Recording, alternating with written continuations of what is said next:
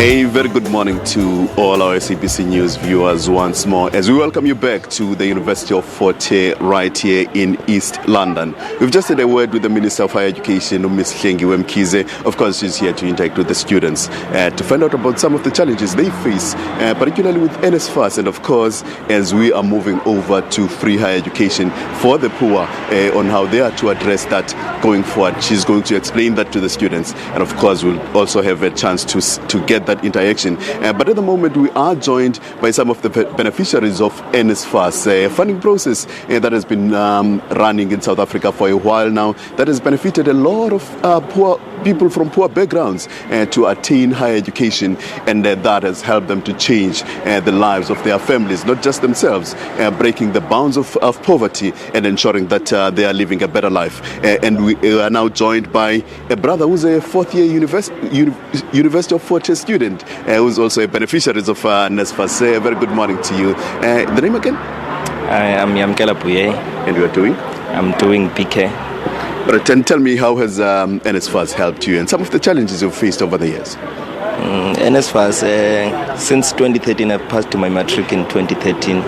Then I've applied in WUSU, University of Walter Sisulu then. Since then, NSFAS has been a bumpy road, you see. Sometimes it has been kind to me, sometimes it has been cruel, because in my first year, the meal allowance I got in my first year, I received 400 rand for the whole month. Bear in mind that I've come from a poor background where my mother cannot even supply 200 rands to me, you see. So it's been cruel in that first year, but throughout the years, from 2016, 2017 till now, it has been kind, but there are also some improvement in the NSFAS. But this issue of centralization, because it has been centralized last year. If you remember, the WUSU, which is Walter Sisulu University, University of Fort Hare, it's where NSFAS, you applied for NSFAS here in the institution instead of applying for NSFAS directly. Then it became problematic when we applied directly to NSFAS. A lot of students were left out of the system of NSFAS, and a lot of were left unfunded. As we're talking, some have not received their academic records because of that issue of centralization. And if you bear in mind, the new named Nelson Mandela University has been a victim of this thing, because it has been centralized for a long time there. But WUSU and Fort Hare, it was not centralized, and we picked the problems from last year, which is 2017. The announcement of free higher education by President Jacob Zuma, you must be excited about that, of course, for those who are coming behind you, but I'm sure you're also feeling like you've missed out a bit given the background from what we've spoken about off air. Yeah, we are delighted by that announcement, but we were also concerned.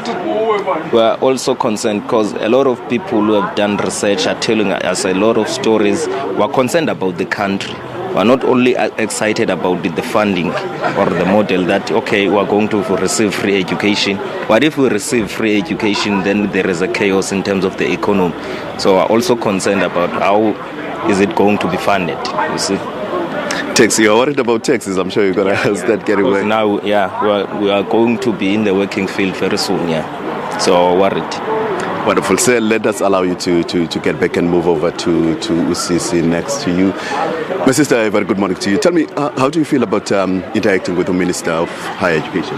It's going to be a great challenge, because we have a lot of questions that we need to ask her about this free education process, whether is South Africa going to be able to accommodate free education, and that a lot of students are excited because we all know that South Africa is not really a well-developed country yet, and then some students really do need this free education. And then I think also in the process where in Dabazonga Pangeli and where other students are sitting at home without money to fund their education, so as was in Jalo, and everyone's going to get education. As we all know that grade 12 is not enough in South Africa. You need a qualification in order to get a good job, and then also it doesn't end there. Plus, the families is there to depend on us. So I think it's going to be an exciting journey for South Africa. But you are a beneficiary of NSFAS at the moment. Do you feel like you've missed out on this? I've missed out, but yeah, as long as I've got my qualification, then someone else is going to benefit in this process, so it's fine. But and you've expressed a lot of gratitude for NSFAS as well. Tell us about that. Yes, I have. I have been an NSFAS beneficiary for the past 3 years. I'm now doing my last year in PR, and I've reached some of my goals. So it's very exciting.